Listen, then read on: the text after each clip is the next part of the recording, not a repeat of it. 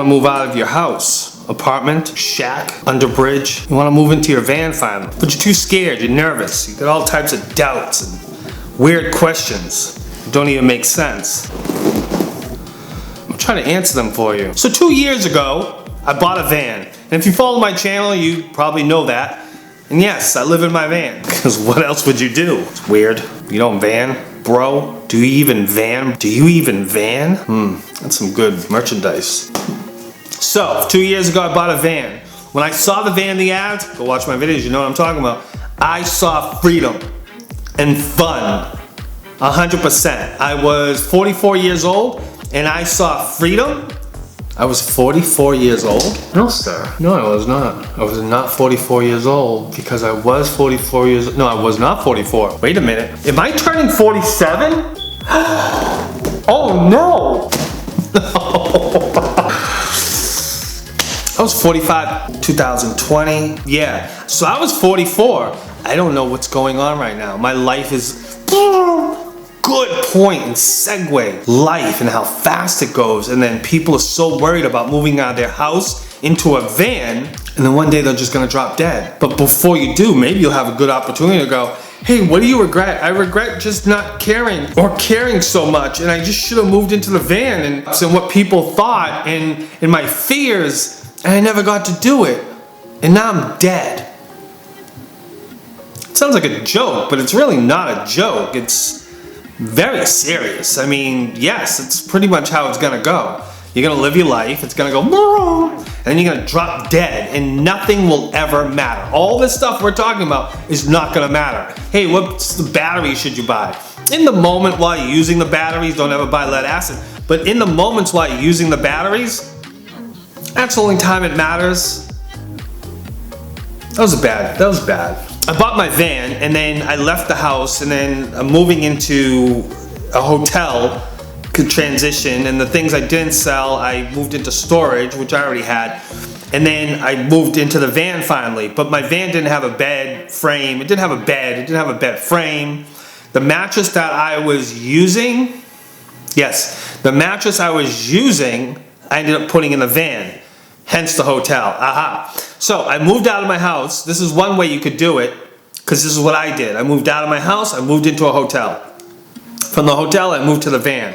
While I was in the hotel, I went to the van every day, and I worked on, building a bed frame, because that was the most important, and then I measured it all out and figured out, okay, I gotta cut my memory foam queen size mattress to fit where I just put it. And I did that, which turned out to be a much bigger job, and then I cut it too much, and had to slither off a piece, and anyways.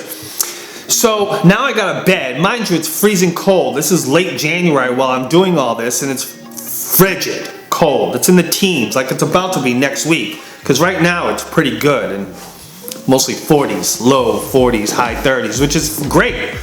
When you get out of the teens and the 20s, it's working on a vehicle is just, it's not good. Finally, after realizing like I gotta get out of this hotel, it's costing me 70 plus tax a day, and this is just stupid. I'm not made of money, and I keep spending all this. I gotta go.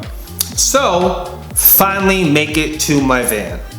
I'm in my bed, I got blankets, pillows, I got electricity, because the van already came with batteries, I understand, and an inverter, so I had electricity, and I didn't have any lights. I don't have it, but I just used a Ryobi work light. Is that what you call it, a work light? A work light, yes, a work light. And I used one of those, and that was my main source of light. Did that for quite a while, actually. And that's it. I didn't have, I didn't have a TV. I eventually mounted a TV after maybe a week or two. I bought a 40-inch TV that hung right behind. Okay, so my problem was that there was a transition issue. You don't have your clothes, you don't have your bed, you don't have all the necessity, all the things that you have in your house now are not in the van. The problem is in the transition. The transition is simple. You have all the things you need that are already in your house. Your clothes, your bed, everything you need for hygiene and just day to day. You wake up, you get dressed, you go. If those are not in the van, along with your bed, then that transition from house to van is going to be impossible until your bed is there, and your clothes are there, and all the things that you need are there already waiting for you. So like I said, my bed first, power, heat. Once I have all those in place, then I can put my clothes into the van. Now I'm done at this point. I'm done with the house. I can release the house. I can put my clothes in. Once I got my clothes, my bed, I got my cell phone, I got electricity, and I got heat. At that point, I am completely done. Everything else is truly trivial. It doesn't really matter at that point. It really comes down to how much hoarder mentality you have in your own mind. Can you separate yourself from the things that you really think are valuable, or do you need to keep them? Fine, you need to keep them. You establish that. Great. Go get a storage unit. Take all the things that you feel have infinite value and put them in a storage unit. While you're living in your van, you can think about these things. Or go back to your storage after 6 months like I did and go, I'll never use that, I'll never use that, I'll never use that. And that's it. This is the complication of moving from your house to your van. And I know it sucks, but once you do it, I don't know if you'll ever go back.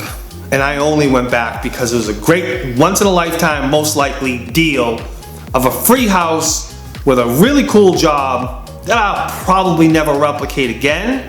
And that's the only reason why it happened for me.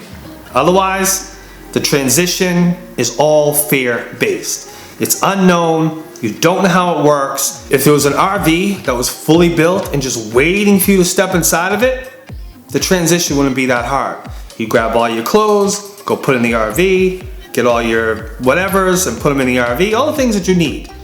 And you'd walk into the RV, you'd close the door, turn on the TV, you'd go to sleep, and you'd have no reason to flip-flop back and forth.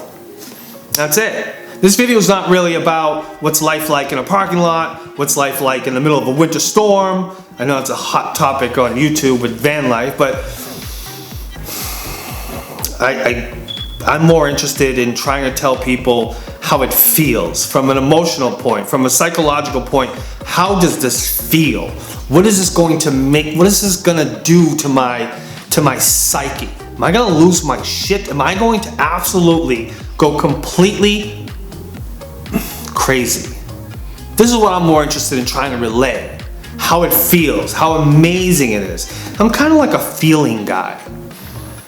I do like reviews. I can do reviews all day long. Hey, I bought this new mod and it comes with really scraped paint. And how that feels is kind of like a Velcro, but the glass. I like reviews. I love reviews. I had another YouTube channel that I really liked, but it was hard. Reviews are hard because I like reviews. I will do reviews. Like my beautiful brand new Westinghouse iGen 2200 generator. It's sitting right behind you. See it? I'm going to talk about that guy and why I chose a camouflage looking. I know why I did it because I know why. That's it. I'm going to the Southwest to buy a whole bunch of guns and live in shorts and tank tops and flip-flops for the rest of my life. And I'm about to be 47 years old this year in like 3 months. February, March, April. Whew.